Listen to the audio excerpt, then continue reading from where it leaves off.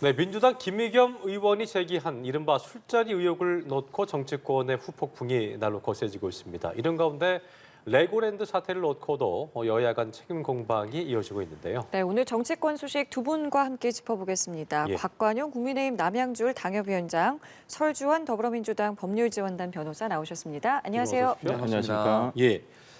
자, 지금 제가 말씀드린 대로 김의겸 의원이 제기한 이른바 술자리 의혹을 놓고 여야의 어떤 공방도 그렇고 파장이 커지고 있는 모습인데 윤석열 대통령이 관련 발언도 내놨는데요. 일단 그거에 앞서서 우리 두 분께서는 이번 의혹에 대해서 어떻게 좀 개인적으로 생각하셨는지부터 좀 듣고 넘어가도록 하겠습니다. 곽 위원장부터 한 말씀 해주실까요? 예. 저는 이게 지금 일주일 동안 사실 저는 그날 보고 나서 예. 이게 좀 빠르게 진화가 될 줄 알았습니다. 근데 이게 일주일 동안 모든 전국의 이슈들을 블랙홀처럼 빨아들이는 걸 보고 아, 참 우리 정치가 지금 이런 것에 매몰되어서야 되겠는가 하는 예. 자괴감이 먼저 들었고요. 그리고 지금 대통령실에서 또 얘기를 했는데 이게 지금 사실 만약 사실이라면 지금 민주당 측에서 그리고 김의겸 의원 측에서 제기한 의혹이 사실이라면 되게 중차대한 사안이거든요. 그렇기 때문에 앞으로 이제 철저히 밝혀봐야 될 것 같다라는 생각을 먼저 말씀드리고 싶습니다. 예. 어떻게 보셨어요, 설 변호사께서는? 네, 일단 뭐 충분히 제기할 수 있는 의혹이라고 봅니다. 그러니까 방금도 각 위원장께서 말씀하셨지만은 사실이라면 정말 이건 좀 큰 문제예요. 저는 제2의 국정문란일 수도 있다. 단순히 대통령과 법무부 장관이 술을 마시러 간 걸 가지고 뭐라 하는 것은 아닙니다. 술 마실 수 있다고 봅니다. 충분히. 예, 그렇지만 그 자리에 예를 들어서 진짜 뭐 저도 그 사실을 믿기지는 않지만 뭐 예를 들어서 특정 뭐 다 보도됐으니까 김앤장 법무법인의 변호사, 그러니까 김앤장 법률사무소에 변호사 30명이 있었다라는 점은 상당히 문제가 큰 거예요. 대통령이 그 자리에 있었다는 것은. 그렇기 때문에 이런 점은 이제는 뭐 서로 이제 밝혀져야 되는 상황까지 와버린 것은 아닌가라는 생각이 듭니다. 대통령이 이제 저급하고 유치한 가짜 뉴스다 이렇게 불쾌감을 드러냈는데 출기 문답에서 발언은 어떻게 좀 해석하셨어요? 이 지금 보면요, 현재 사실관계가 정확하게 밝혀지지 않은 상황에서 사실은 막 연기만 피우고 있는 상황인 거거든요. 근데 이제 진상이야 곧 밝혀지겠지만 만약에 이게 사실이 아니라고 한다면 대통령으로서는 정말 격노할 수밖에 없는 상황 아니겠습니까? 그런 측면에서 일고의 가치도 없다. 그렇게 해서 일축하신 것으로 보고 있고요. 앞으로 밝혀졌을 때 분명히 이 부분에 대해서는 이 밝혀진 사실관계에 대해서 어느 쪽은 책임을 져야 할 것이다라는 말씀 드리고 싶습니다. 설 변호사께서는 대통령 반응은 어떻게 좀 뭐 당연히 대통령 입장에서는 지금 저렇게 말씀하실 수 있다고 충분히 봅니다. 이게 뭐 본인이 하지 않은 일에 대해서 뭐 마치 했다라고 주장을 한다고 한다면 당연히 저런 반응이 나오는 것은 당연합니다만은 저는 그래요. 이 사건을 놔두고 예를 들어 지금 여당이라든지 국민의힘에서 얘기하는 것은 김의겸 의원이 의혹 제기 자체도 잘못됐다라고 얘기를 하고 있어요. 그렇게 부정확한 내용을 가지고 국회에서 어떻게 감사장에서 관련도 없어 보이는데 뭐 법무부 장관이 거기 있다고 하니까 뭐 관련은 있었겠지만 그런 문제를 제기할 수 있느냐라고 얘기하고 있지만은 그렇지만은 저는 국회의원으로서 어찌 보면 불체포 특권이 있는 면책권 특권이 이런 비리나 폭로를 어떤 그 국가의 비리나 폭로를 방어해주기 위해서 이런 것을 만들어 놓은 제도거든요. 네. 헌법상 제도이기 때문에 저는 이런 부분에 대해서까지 예를 들어서 입을 닫아야 된다라는 것은 저는 이해할 수 없습니다. 이게 나중에 정말 진실이 아니고 정말 완벽한 허위 사실이라고 드러났을 때는 네. 당연히 응당 책임을 져야죠. 김의겸 의원이. 예. 그러니까 지금 사실관계도 파악을 해야 되는 상황에서 면책특권 이야기도 나오고 있고 징계 이야기도 나오고 있고 굉장히 좀 뻗어나가고 있는 상황이긴 합니다. 글쎄요, 뭐 사실관계는 지금 뭐 파악이 될 수 없으니까요. 면책특권 이야기 나오는 부분 좀 이야기를 들어보면 이게 지금 면책특권이 되느냐 안 되느냐를 놓고도 얘기가 나오고 있거든요. 왜냐하면 이게 명확하게 이제 무자르듯이 나올 수 있는 부분은 아니니까요. 이 부분에 대해서는 좀 어떤 생각 갖고 계시는지요? 그 김의겸 의원의 질의 자체를 문제 삼는 건데요. 이게 뭐 윤리위 회부 얘기도 있고 여러 가지 예. 얘기가 나오고 있는데 저는 본질적으로 국회의원이 질의할 수 있는 권리 자체를 위축시켜서는 안 된다는 생각입니다. 예. 그러니까 국회의원으로서 의혹을 제기하는 것 자체는 할 수 있는 일이죠. 근데 이번에 김의겸 의원의 국정감사장에서의 질의를 보면요. 이게 단순히 어떤 내가 이런 제보를 받았는데 진위를 한번 파악해 봅시다. 앞에 한동훈 장관 있으니까 물어봅시다 하는 차원이 아니었다고 저는 봤거든요. 이게 뭐냐면 의도적으로 좀 폭로하고 이걸 가지고 정치 공세를 이어나가고자 하는 어떤 의도가 저는 좀 읽혔다라고 볼 수 있겠습니다. 왜냐하면 질의를 본격적으로 들어가기 전에 의사진행 발언 주십시오. 한동훈 장관 스케줄표 미리 확인해 주십시오 하고 영상 틀고 그 뒤에 추가적으로 어떤 인터넷 매체에서 이런 부분들을 후속적으로 계속해서 밝힐 겁니다라는 광고까지 하셨어요. 이거는 이렇게 중차대한 사안에 대해서 이 정도까지 예를 들어서 각을 잡고서는 의혹을 폭로하실 것 같으면 이것보다는 더 준비를 잘 하셨어야죠. 추가적인 어떤 장소 특정되지 않는 이런 상황에 대해서 이 정도의 어떤 물증들을 가지고 이야기를 하시는 것 자체는 사실은 이건 비판받을 지점이 저는 분명히 있다고 보고요. 그러니까 무슨 법적으로 국회의원의 발언할 권리를 제한하다 이런 문제가 아니라 이거는 국회의원으로서 과연 마땅하게 해야 될 태도였는가 여기에 대한 비판은 저는 달게 받아야 된다고 생각합니다. 그렇기 때문에 조금 더 속 시원하게 근거를 제시했으면 좋겠다라는 입장이 있습니다. 네, 그러니까 아마 김영우 의원도 밝혔다시피 본인도 어떤 언론 매체로부터 예. 어떤 자료를 받아가지고 아마 이걸 제기하신 것 같아요.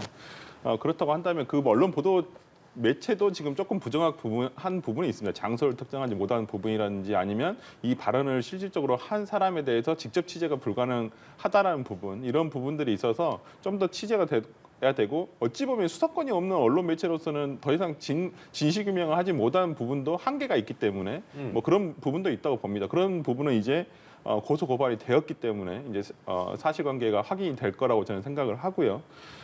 그에 앞서서 일단 김어규 의원이 조금 부정확한 것으로 물어봤다라는 부분, 뭐 정치적으로나 뭐 법적으로는 모르겠습니다. 저는 한동훈 장관의 그러한 답변 태도도 문제가 크다고 봐요. 솔직히 부분도? 네, 그 자리에서 예를 들어서 본인이 법무부 장관으로서 법적으로 책임을 지셔야 합니다라고 얘기를 한다는 것은 어찌 보면 검찰을 지휘하는 물론 개별적인 사건에 대해서 지휘를 하지는 못하겠지만은 검찰을 지휘하는 법무부 장관으로서 오히려 본인이 무슨 사또처럼 얘기를 하는 거예요. 저는 그 부분은 굉장히 법무부 장관으로서의 대답으로서 상당히 문제가 크다. 아직 진실 규명도 되지 않고 본인이 그리고 이제 한동훈 장관 지금 계속 하는 태도가 뭐냐면 본인이 하지 않았다라는 부분, 당신이 거짓말을 한다라는 거예요. 그런데 자신이 어찌어찌해서 나는 이거 하지 않았다라는 부분 이렇게 얘기는 하고 있지 않아요. 밝히고 있지는 않습니다. 객관적인 자료를 어떠한 제공하면 되는 부분이에요. 그 시간에 자기가 거기에 있지 않았다는 그러니까 부분만 알리바이를 제공하면 된다는 말씀이신 거죠? 밝히면 그 자체가 아예 무너지는 거예요. 근데 그런 부분을 좀 속 시원하게 국민들이 알 만큼의 내용도 밝히지 않은 상태에서 계속 김의겸 의원에 대해서만 얘기를 하는 것은 오히려 좀 더 이상한 건 아닌가라는 생각합니다. 한 장관의 지금 설변호사께서 얘기하셨던 한 장관의 태도에 대한 지적들도 좀 나오고 있는 것 같은데 그 부분은 곽 위원장은 어떻게 보셨어요? 그래서 두 가지인데 국무위원으로서 사실은 국감장에서 하는 발언으로는 이례적입니다. 통상적이진 않고요. 그리고 저는 개인적으로 바람직하지 않다고 생각합니다. 아무리 뭐 좀 억울한 일이 있고 부인을 하고 싶더라도 그렇게 뭐 경노하면서 분노하면서 그리고 뭐 직을 거시겠습니까? 난 이걸 걸 테니 당신은 뭘 걸겠느냐 예, 이런 뭐 그런 식으로 좀 내용이었죠? 감정적으로 예. 그렇게 대응하는 것 자체가 사실 좋게 보이진 않고요. 그러나 저는 이건 맥락이 있다고 생각합니다. 이거 너무 좀 한동훈 장관에 대해서 특히나 김의겸 의원께서 지금까지 여러 번 반복되어 왔던 그런 부분에 대한 어떤 불만들을 드러내고 또 아까 말씀드렸듯이 이 사안이 그냥 쉽게 넘어가기엔 너무나 중차대한 상황이기 때문에 예. 조금 평소보다 더 강하게 반발하신 것이 아닌가 그런 맥락을 이해한다 손 치더라도 어쨌든 조금 더 좀 침착하게 대응할 필요는 있지 않았을까라는 말씀드리고 싶고요. 그리고 방금 말씀하신 변호사님 말씀하신 부분 중에서 아니 만약에 그렇게 썼다면 여기서 그게 아닙니다. 그리고 내 알리바이 밝히면 된다라고 말씀하시는데 아니 입증의 책임을 주장하는 쪽에서 지어야죠. 그래서 한동훈 장관께서 거기서 무슨 내 스케줄을 이랬고 이렇게 얘기하는 것 자체도 사실은 또 다른 의혹으로 비춰질 수 있기 때문에 저는 그 자리에서는 조금 침착했으면 좋았겠지만 그 정도로 말씀하실 수밖에 없지 않았을까 생각합니다. 그러니까 뭐 이 부분은 저는 객관적인 진실 규명이 되려면 예. 당연히 수사에 협조를 해야 한다고 봅니다. 그러니까 뭐 대통령의 동선을 공개하는 것은 국가 안보에 위해가 되기 때문에 어렵다. 뭐 얘기는 하시지만 당시의 국가 안보 과거의 일이에요. 앞으로의 동선을 밝히라는 게 아니라 이미 했던 부분에 아무 일도 없이 지나간 부분에 대해서 밝혀달라는 것이 뭐가 잘못된 것인지 저는 모르겠습니다. 이미 거기에 가지 않았다는 내용만 있는데 물론 지금 뭐 예를 들어서 그 서울의 소리라고 하는 데에서 당시에 맞불 집회를 하고 있어가지고 출퇴근에 대해서 보고를 올린 게 있어요. 그래서 10시 45분에 대통령이 퇴근하셨다라는 부분, 대통령의 차량이 그 아크로비스타에 들어갔다라는 거 올려져 있어요. 그 이후에 뭐 예를 들어서 들어갔는데 어떻게 나왔겠느냐라는 얘기가 있지만은 또 나왔을 수도 있다는 부분에 대해서 의혹을 제기하고 있기 때문에 저는 객관적인 사실만 저는 제공이 된다라고 한다면 뭐 그렇게 어려운 수사도 아니고 그렇게 뭐 서로 이렇게 입씨름할 필요도 없습니다. 그런데 네. 저는 한동훈 장관의 정말 어제 발언은 저는 너무 나갔다고 생각을 합니다. 우상호 의원 발언에 대해서 과거에 이런 오히려 지금 뭐 예를 들어서 본인은 우상호 의원의 가짜 뉴스를 가지고 왜 자기들이 이렇게 하는데 오히려 지금 한동훈 장관이 우상호 의원에 대한 과거에 가짜 뉴스를 얘기하고 있었단 말이에요. 뭐 예를 들어서 과거에 무슨 뭐 5.18 전야제에서 이런 뭐 욕을 했다라는 부분에 대해서 전 정확하지 않은 사실을 그렇게 반응하실 필요가 있는가? 저는 어제 발언 보면서 아 이제 한동훈 장관 정말 정치인이구나라고 생각했습니다. 진짜 이렇게 할 바에야 정무직 공무원 하지 마시고 빨리 정치인으로 빨리 들어오시는 게 오히려 본인이 더 하고 싶은 말 하시는 게 낫지 않을까 싶습니다. 예. 지금 말씀하신 것처럼 이게 해결해야 될 부분과는 별개로 뭐 당대당 양상으로까지 좀 번지고 있는 모습이잖아요. 근데 민주당에서도 사실은 이 상황에 대해서 좀 강하게 나가고 있는 건 사실입니다. 뭐 네. 일각에서는 좀 진화를 좀 하자라는 목소리가 있는 걸로는 알고 있습니다만 지금의 움직임은 어떻게 좀 보고 계십니까? 그러니까 지금 TF까지 지금 예.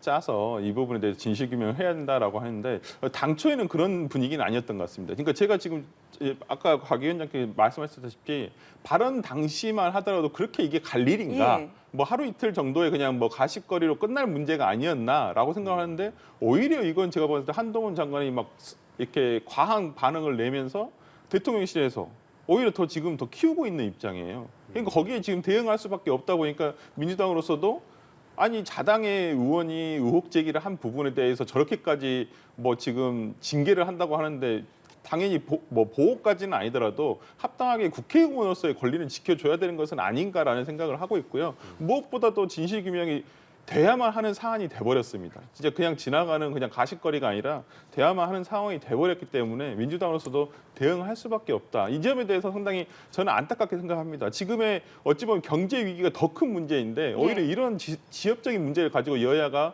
계속 대치를 하고 있다는 자체가 참 아쉽습니다. 예, 김의겸 의원도 대통령의 비속어 사과를 일단은 해야 된다라고 이야기가 나오고 있고요.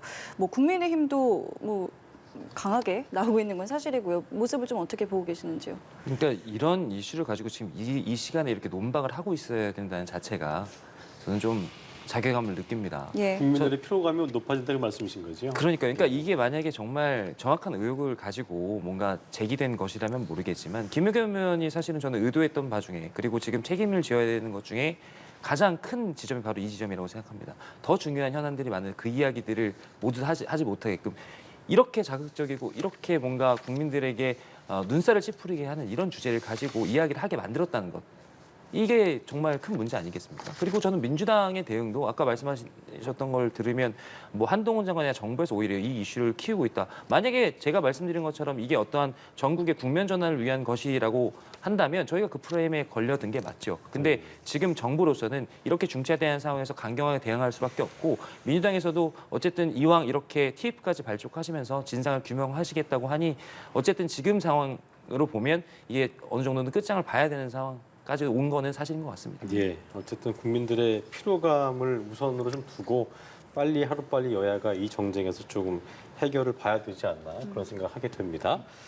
주제를 좀 바꿔보죠. 레고랜드 사태, 경제계의 돈줄이 마르고 있고 뭐 돈맥경화라는 말도 나오고 있을 만큼 예. 어떤 위기의 어떤 사인으로 읽히기도 했는데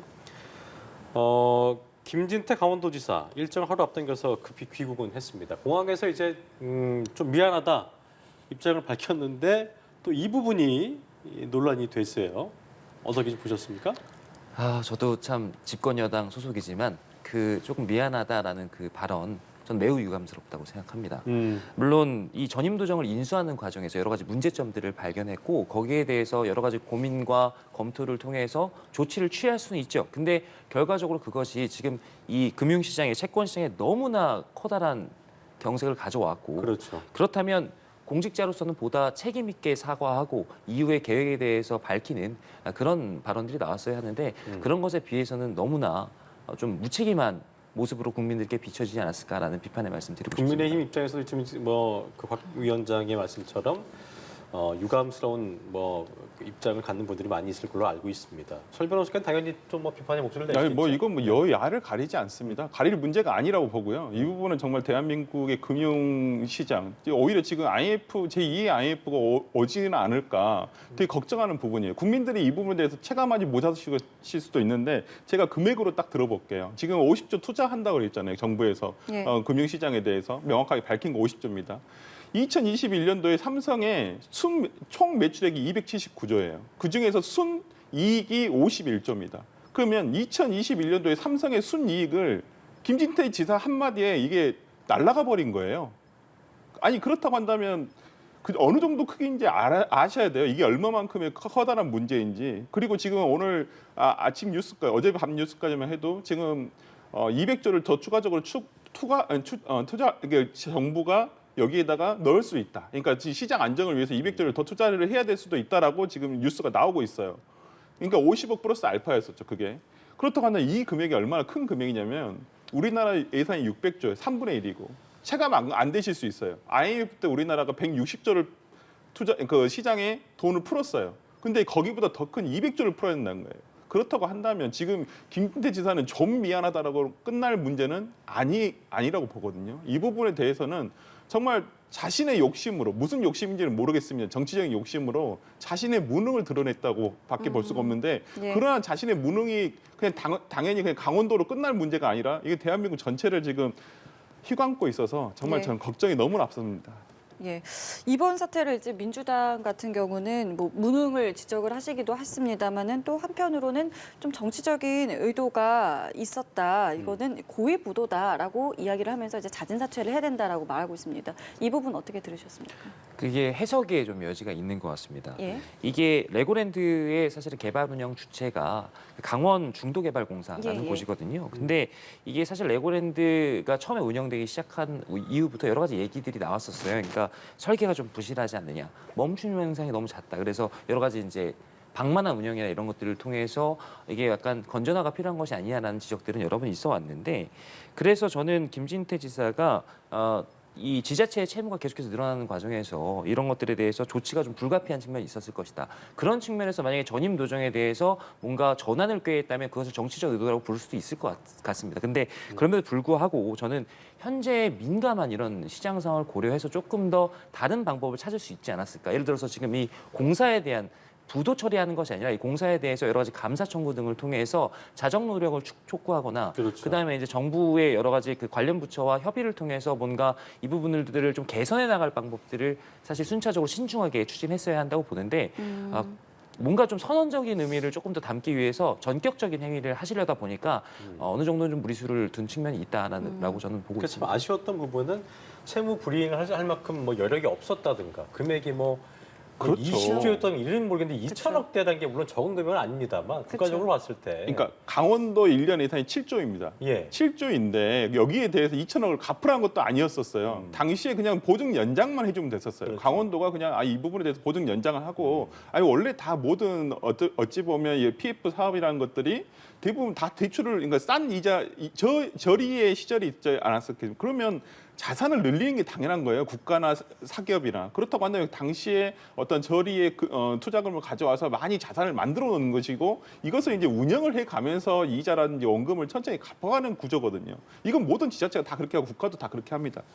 근데 여기서 보증 연장이란 말만 했으면 되는 부분을 가지고 이제 와서 이제 이것을 갚겠다고까지 하는데도 불구하고 오히려 저는 어찌 보면 이게 지금 우리나라가 약간 이게 전 세계적으로 투자 예를 들어서 사모펀드라든지 헤지펀드 등에 의해서 먹잇감이 된 것은 아닌가라는 생각이 들어요. 오히려 지금 계속 엊그저께 뉴스에 나왔습니다만 춘천 같은 경우도 5%에서 이자율을 13%까지 했는데도 이게 예. 잘 안 안 되고 되죠. 있거든요. 그렇기 때문에 참 저는 제 입장에서는 이 김진태 지사가 참 이 부분에 대해서 저는 김진태 지사가 이 부분에 대해서 혼자 했다라고 한다면 참 더 문제라고 생각을 하고 정부에서도 이 부분에 대해서 사전에 알고는 있었다고 했는데 아마 김진태 지사가 이렇게까지는 하지는 않으리라고 저는 생각을 했을 것 같아요. 이것은 말이 안 되는 조치이기 때문에 저는 그런 부분에서 앞으로 이제 김진태 지사가 어떻게 시장 안정을 위해서 본인이 어떤 모습을 보여줘야 될지 좀 고민을 심각하게 하셨으면 좋겠습니다. 이 상황에서 참 책임이라는 단어가 가볍게 느껴질 만큼 지금의 상황이 굉장히 좀 어렵잖아요. 지금 사태가 어디까지 번질지도 전혀 예측할 수 없는 상황이고요.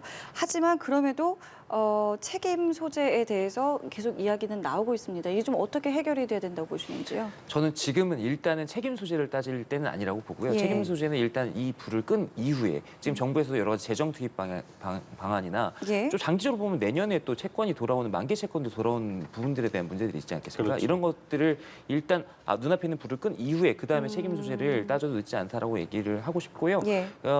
그렇기 때문에 결국은 나중에 그러니까 재발 방지를 할 수 있는 책임 공방 뭐 이런 것들이 또 추가적으로 필요하지 않을까 그런 말씀 정도 드리고 박 싶습니다. 위원장 말처럼 그 정쟁의 도구로도 삼아져서는 안 될 테니까 그렇다면은 뭐 국민과 또 상과 직결된 부분이기 때문에 그럼요. 설 변호사 네. 입장에서는 어떻게 좀 해결이 어떤 방향으로 흘러가야 되나 그러니까 지금 가장 문제가 뭐냐면 지금 어찌 보면 전 세계가 코로나 시절 때문에 유동성이 너무나 많아져 버렸어요. 돈을 네. 많이 풀었기 때문에 그렇죠. 그렇기 때문에 지금은 대통령도 말씀하셨죠. 긴축 재정을 해야 될 시기입니다. 전 세계적으로 그러고 있고요. 그래서 지금 금리도 올라가고 있는 상황이고 그렇기 때문에 그런데 지금 오히려 이 사태로 인해서 돈을 풀어야 되는 다시 유동성이 더 넘치는 상황이 돼 버렸어요. 그렇죠. 네, 그렇기 때문에 이렇게 돼 버리면 당연히 물가가 올라갑니다. 물가가 올라가고 맞아요. 물가를 잡기 위해서 금리는 올라가고요. 그러면 또 수입 물품에 대한 수입 물품이라는 것이 우리가 사치품을 얘기하는 게 아니에요. 석유라든지 이런 부분을 얘기하는 거예요. 거기에 따라서 수입 물품 가격도 올라가요.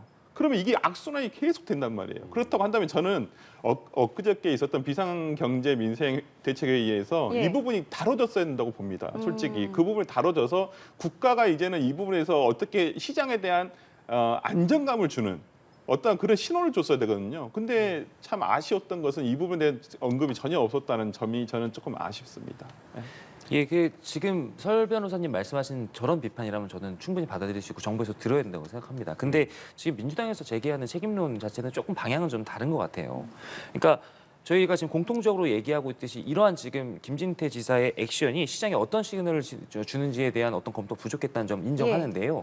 근데 이재명 대표께서 다른 분들은 이재명 대표께서 이것이 너무나 이게 정치적인 의도를 가지고 한 것이고 감사원은 왜 거기 감사하지 않습니까? 검찰은 수사하지 않습니다. 이렇게 주장하는 것 자체는 저는 사실은 이런 부분을 본질보다는 정쟁으로 끌고 들어간다는 측면이 있습니다. 그래서 저희도 그런 주장들, 그러니까 저는 사실 바람직한 주장은 아닌 것 같은데 자꾸만 성남시 모라토리움 관련된 이야기들을 하면서 맞불을 놓고 있지 않습니까? 그러니까 저는 이것이 김진태 지사가 어느 정도 선언적 의미의 정치적 액션을 한 것으로 보고 있는데 그런 측면에서 지금 뭐 그때 당시에 뭐 캐시플로우나 이런 부분들은 좀 달랐지만 이재명 지사가 성남에 모라토리움 선언한 것과 사실은 비슷한 맥락의 액션이거든요. 그런 측면에서 그런 정치 공세를 이어간다? 이거는 저는 사실 바람직하고 건전한 생산적인 논의는 아니라고 생각합니다. 민주당에서도 그런 부분에 대해서는 조금 생각해 주셨으면 좋겠습니다.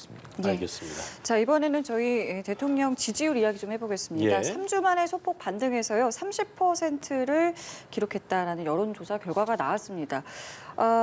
참 현안이 많습니다. 지금 저희가 이야기한 뭐 경제도 그렇고요. 지금 뭐 북한 관련 이슈도 있고요. 여러 가지가 많은데 앞으로 좀 어떤 추세 이어갈 거라고 보시는지요? 저는 지금 이게 무슨 상승이나 뭐 하강 뭐 이런 식으로 지금 트렌드를 분석할 만큼 큰 폭의 변화는 아니라고 보고요. 예. 그리고 지금 최근에 사정 정국이라든지 여러 가지 현안들이 뭐 아주 큰 변화를 만들고 있지 않다라고 봅니다. 그래서 앞으로 사실은 이 반등의 기회를 만든다는 건 결국은 지금 이렇게 어려운 상황을 어떻게 돌파해 나가느냐. 이게 구체적인 어떤 방안의 제시와 그것의 일관된 실행이 있다라고 말씀드리고 싶고요. 정부에서도 그 점을 유의하셔야 한다라는 부탁드리고 싶습니다. 박 위원장께서는 뭐 30% 회복한 거 크게 유의미한 부분을 보시는 않은 것 같은데 설 변호사도 좀 뭐 동감하십니까? 뭐 최근에는 어찌 보면 지지율 결집이거든요. 그러니까 대통령이나 뭐 정부 여당에서 하고 있는 어떤 이런 내용들은 좀 지지층 결집을 위한 어떤 사정 정국을 이어가려고 하고 있고요. 그다음에 뭐 저는 어저께 이재명 대표가 여야정 협의체를 한번 하는 게 어떻겠느냐. 저는 이게 오히려 대통령 지지율 상승에 더 도움이 될 거라고 누구나 그걸 해야 된다 하는 네, 것이. 그렇게 하는 게 오히려 국민들이 보기에도 지금의 위기를 좀 벗어나려고 하구나. 그런데 오히려 대통령실에서는 그냥 예산이 먼저다. 근데 예산 누가 먼저인지 모르겠습니까? 그걸 하기 위해서 만나서 협의를 해보자는 것이지 않습니까? 그러니까 이재명 대표가 만나서 자신에 대한 의혹을 덮어주라라는 얘기가 아니에요. 그러기 위해서 만나자는 얘기도 아니고 대통령 만나서 그 얘기 하자는 것도 아니고 지금의 경제 위기라든지 앞으로 예산이라든지 이런 부분에서 어떻게 협조를 해서 잘 넘어가 보자라는 거예요. 국가의 위기를. 그런데 지금 오히려 대통령은 그런 말씀은 듣지 않으시고 오히려 본인에 대한 지지율 상승의 요인을 스스로 억제하고 계시는 건 아닌가. 그래서 저는 이러한 뭐 지지율의 상승이 뭐 원래 뭐 정말 아까 위원장님 말씀대로 뭐 그렇게 유의미한 내용은 아니었다고 보고요. 본인의 어찌 보면 지지층 결집을 위한 행보가 아닌가라고 생각합니다. 여야정 협의체랑 대통령 만남에 대해서 좀 뭐 선을 그은 측면이 없지 않아 있는데 그 부분 어떻게 보셨는지 끝까지 듣고 마무리 짓겠습니다. 한 2달 전만 해도 저는 이 말씀에 되게 반갑게 화답했을 것 같습니다. 지금 너무나 어려운 상황이기 때문에 사실은 그러니까 정말 그랜드 바깅, 그랜드 코알리션 뭐 이런 것들이 필요한 상황이긴 하거든요.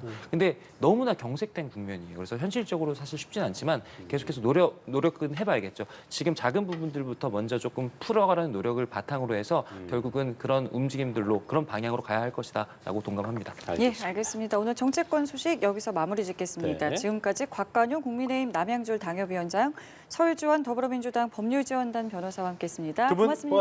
고맙습니다. 고맙습니다.